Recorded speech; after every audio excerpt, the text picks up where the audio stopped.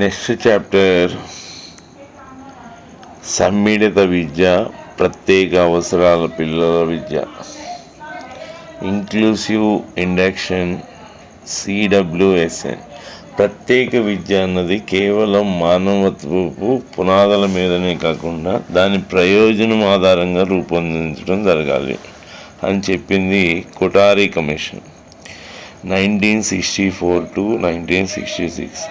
కొందరు వ్యక్తులు కొన్ని విశిష్ట లక్షణాలు కలిగి సామాన్యులకు భిన్నంగా ఉంటారు. అటువంటి విచలనాన్ని విలక్షణం అంటారు. సాధారణ జనాభాలో సుమారు 10 to 15% వరకు ప్రత్యేక అవసరాలు గల పిల్లలు ఉంటారు. 2011 జనాభా లెక్కల ప్రకారం భారతదేశ జనాభాలో ప్రత్యేక అవసరాలు గల వ్యక్తుల శాతం 2.21%, అంటే 2.68 crores ఉన్నారన్నమాట. రాజ్యాంగవేత్తలు 6 to 14 years మధ్య పిల్లలందరికీ సార్వత్రిక నిర్బంధ ఉచిత ప్రాథమిక విద్యను ఆర్టికల్ 45 ద్వారా రాజ్యాంగంలో పొందుపరిచారు.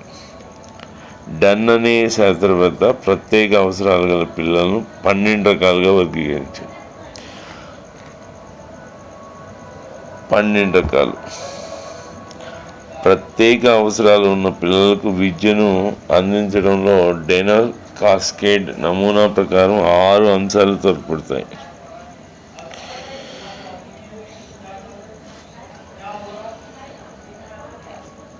సో ఇది కాన్సెప్ట్. అందరికీ విద్యా ఉద్యమంలో భాగంగా ప్రత్యేక విద్య, సమైక్య విద్య, సహిత విద్య ఎంతో ప్రాధాన్యత లభించింది. భారతదేశంలో వికలాంగుల జనాభా వైకల్యం అంటే దృష్టిలోపం ఉన్నవాళ్ళు 10.6 crores. 2002 NSSO ప్రకారం 28.26 lakhs ఉన్నారు. 2021 నాటికి భారతదేశంలో వికలాంగుల జనాభా పురుషులు 14.9 million, స్త్రీలు 11.9 million. నెక్స్ట్ కాన్సెప్ట్ ప్రత్యేక విద్య అంటే స్పెషల్ ఎడ్యుకేషన్. సాధారణ విద్యార్థులతో కలిసి విద్యను అభ్యసించలేని విలక్షణమైన పిల్లలకు ప్రత్యేకించి రూపొందించిన విద్యా కార్యక్రమాన్ని ప్రత్యేక విద్య లేదా విశేష విద్య అంటారు. ఫర్ ఎగ్జాంపుల్ నవోదయ పాఠశాలలు, మానసిక వికలాంగుల పాఠశాలలు మొదలైనవి. ప్రత్యేక అవసరాలు గల పిల్లల విద్యా అవసరాలను తీరుస్తూ వారి మూర్తిమత్వ వికాసానికి, సాంఘికీకరణకు, తద్వారా తగిన పునరావాసనను కల్పించడానికి దోహదపడే శాస్త్రమే ప్రత్యేక విద్య. ప్రత్యేక విద్యలో విద్యా విధానం శిశు కేంద్రీకృతంగా ఉంటుంది. 1784 సంవత్సరంలో ప్యారిస్ నందు మొట్టమొదటి ప్రత్యేక పాఠశాలను ఏర్పాటు చేయడం జరిగింది. ప్రత్యేక అవసరాల పిల్లలు చట్టాలు. వైకల్యం గల పిల్లలకు సమీకృత విద్య అనేది 1974. మానసిక ఆరోగ్య చట్టం 1987. జాతీయ పునరావాస మండలి 1992. వికలాంగుల చట్టం 1995. జాతీయ ట్రస్ట్ చట్టం 1999. జాతీయ నిధి ట్రస్ట్ 1999. సెకండరీ స్థాయిలో వైకల్యం గల పిల్లల విద్యలో సమ్మిళితం అని 2013 చెప్పింది. వికలాంగుల విద్య కార్యక్రమంలో జాతీయ సంస్థలు. భారత కృత్రిమ అవయవ తయారీ సంస్థ 1972. సమ్మిళిత సహిత విద్య, విలీన విద్య అంటే ఇంక్లూజివ్ ఎడ్యుకేషన్. ప్రత్యేక అవసరాలు గల పిల్లలను సాధారణ పాఠశాల నుంచి వేరు చేయడం అనేది మానవ హక్కుల ఉల్లంఘన, విద్యా వనరుల పంపిణీలో అసమానత అవుతుంది అని పేర్కొన్నవారు క్రిస్టియన్సన్ 1986. వీటి మీద నిర్వచనాలు. యునెస్కో సమ్మిళిత విద్య భావన సాంప్రదాయ నమూనా, వైద్య నమూనా, సామాజిక నమూనా, సమ్మిళిత విద్యా స్వభావం లక్షణాలు. Nature of inclusive education. అందరితో కలిసి జీవించడానికి, అభ్యసించడానికి, పనిచేయడానికి అవకాశం కల్పించాలన్న లక్ష్యంతో ఏర్పడిన విద్యా విధానమే సమ్మిళిత విద్య. అందరినీ కలుపుకునే విద్య అంటారు దీన్ని. ఒక సహజ అభ్యసనం, సార్వత్రిక విద్య.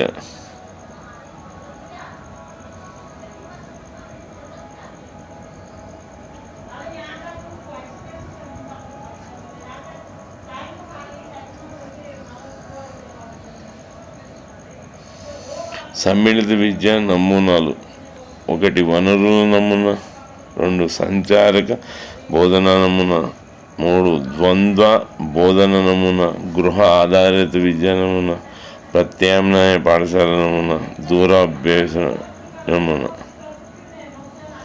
సమ్మిళిత విద్యలో వ్యూహాత్మక బోధన, కార్య విశ్లేషణ, పునర్బలనలు, ప్రాథమిక పునర్బలనలు, గౌణ పునర్బలనలు, సాంఘిక పునర్బలనలు, చిన్న సముదాయ బోధన, సహ విద్యార్థి శిక్షణ, అదనపు విద్యా పథకం. సమ్మిళిత విద్యా ప్రణాళిక.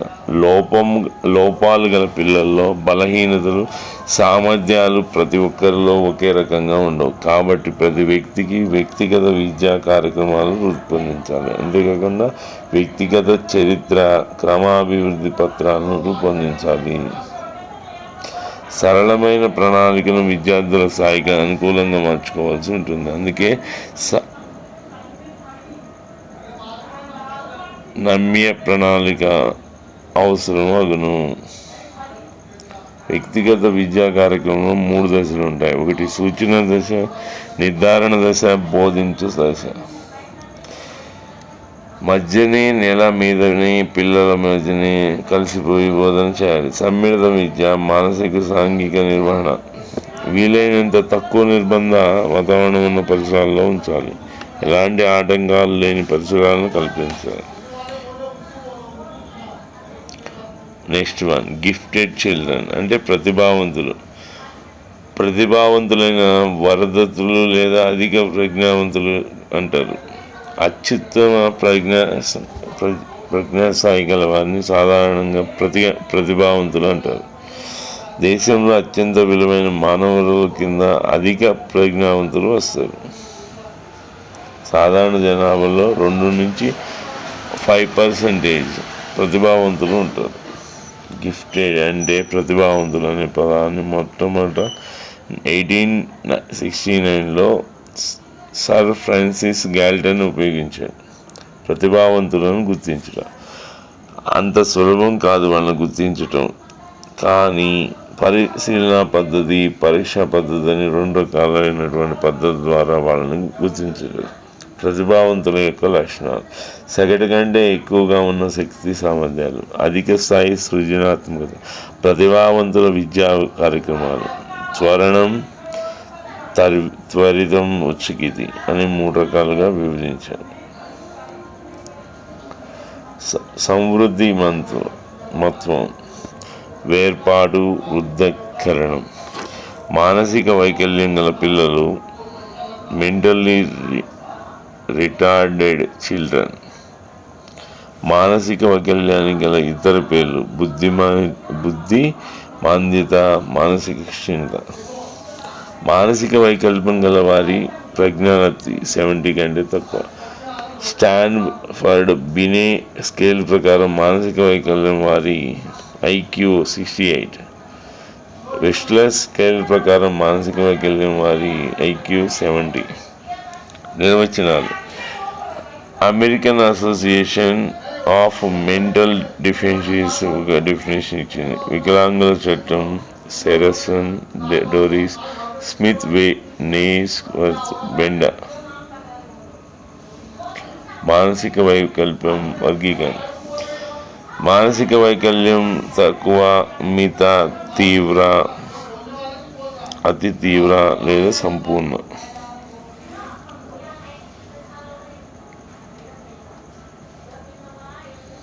విద్యావేత్తల ప్రకారం మానసిక వైకల్యం వర్గీకరణ. విద్యను అభ్యసించగలిగే మానసిక వైకల్యం, శిక్షణ పొందగలిగే మానసిక వైకల్యం. మానసిక వైకల్యం వర్గీకరణ సాధారణంగా అతి తక్కువ ప్రజ్ఞాలోపం 90 to 70, తక్కువ ప్రజ్ఞాలోపం 70 to 50, మిత ప్రజ్ఞాలోపం 50 to 30, తీవ్ర ప్రజ్ఞాలోపం 30 to 20. మానసిక వైకల్యానికి గల కారణాలు: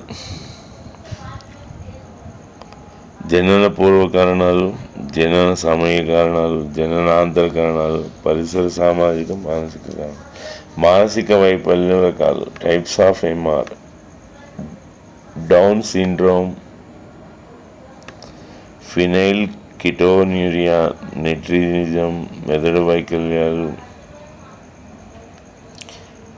మాక్రోసెఫలీ, హైడ్రోసెఫలిస్, ఆటిజం. మానసిక వైకల్యం అంచనా: అనియత అంచనా, నియత అంచనా.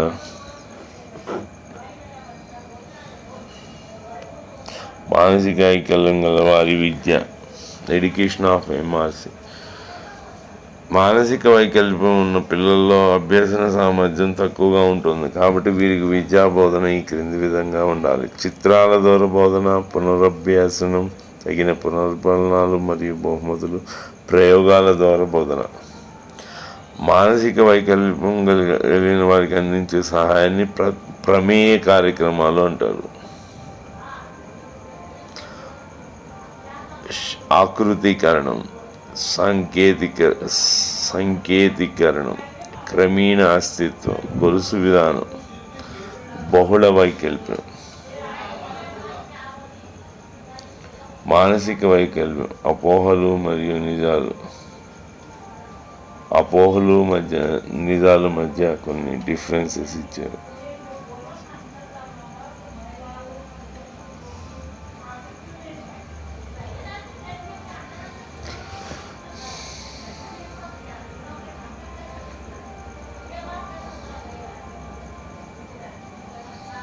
అభ్యసనం వైకల్యం, లెర్నింగ్ రేయబిలిటీ. పిల్లలు చదవడం, రాయడంలోనూ, విషయాలను అర్థం చేసుకోవడంలోనూ, ప్రత్యక్షాత్మక విషయాల పట్ల ఏకాగ్రత చూపడంలోనూ, గణిత సమస్యలను సాధించడంలోనూ ఇబ్బందులు ఎదుర్కోవడాన్ని అభ్యసన వైకల్యం అంటారు. వైకల్యం అనే పదాన్ని మొదటిసారిగా ప్రతిపాదించింది సామ్యూల్ కిర్క్, అమెరికా దేశస్థుడు, 1962లో. పాఠశాలలో దాదాపు 12% మంది పిల్లలకు ఏదో ఒక అభ్యసన వైకల్యం ఉంటుందని ఒక అంచనా. అభ్యసన వైకల్యం ఉన్న వాళ్ళు 80% మంది భాషా సంబంధం సమస్యలను ఎదుర్కొంటారు. అభ్యసన వైకల్యం అనే పేరు మెదడు దెబ్బతినడం, నాడీ వైకల్యం. అభ్యసన వైకల్యానికి కారణాలు. అభ్యసన వైకల్యానికి 3 కారణాలు ఉన్నాయి: అంతర్గత కారణాలు, జన్యుపరమైన కారణాలు, పరిసరాల ప్రభావం కారణాలు. అభ్యసన వైకల్యాలు రకాలు: టైప్స్ ఆఫ్ LD. అభ్యసన వైకల్యం: dysphasia, dyslexia, dysgraphia, డిస్కాల్కులియా.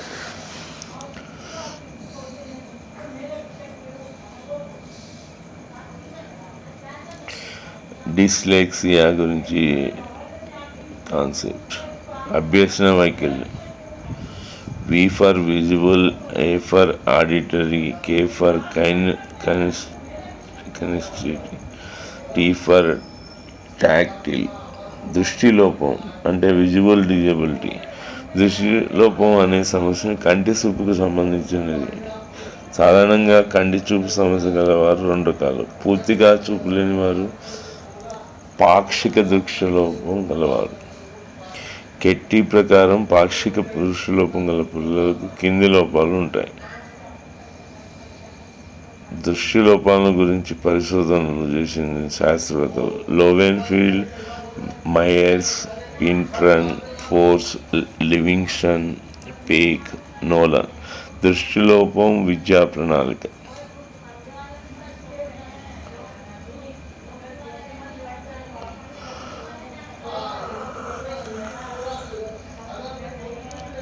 Louis Braille అందుల కోసం 6 చుక్కల లిపిని రూపొందించారు. అభ్యసన వైకల్యం. వ్యక్తిగత విద్యా కార్యక్రమం. 1 ప్రత్యేక విద్య, పాక్షిక వేర్పాటు విద్య, విలీన లేదా సాహిత్య విద్య. శ్రవణ లోపం, హియరింగ్ డిజబిలిటీ, మాటలు లేదా శబ్దాలను వినలేకపోతే అటువంటి పరిస్థితిని వినికిడి లోపం అంటారు. వాక్కు అనేది శ్రవణేంద్రియం ద్వారా నియంత్రించబడుతుంది. వినికిడి లోప స్థాయిని బట్టి వర్గీకరణ లేదా వినికిడి లోపాన్ని గుర్తించడం.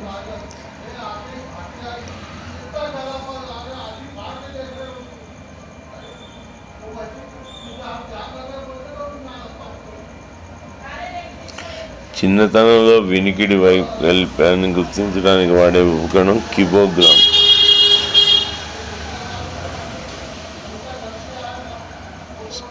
చలన సంబంధమైన వైకల్పాలు. లోకోమోటరల్ హ్యాండిక్యాప్స్. చలనలోపం గల పిల్లలు, అనాకృతి కలవారు, భౌతిక అంగ వైకల్యం కలవారు. పోలియో వ్యాధిగ్రస్తులు, మస్తిష్క పక్షపాతం. సెరిబ్రల్ అనగా మెదడు, ఫాల్సీ అనగా కండరాల నియంత్రణ లోపం. మెదడు కండరాల లోపాన్ని మస్తిష్క పక్షపాతం అంటారు. ఇది నాడీ సంబంధమైన లోపం. ఎథిటోసిస్, గతిలోపం, స్పాస్టిసిటీ, అనమ్యత, బిగుసుకోవటం. Thank you. ఈ చాప్టర్ అయిపోయింది. Thank you all.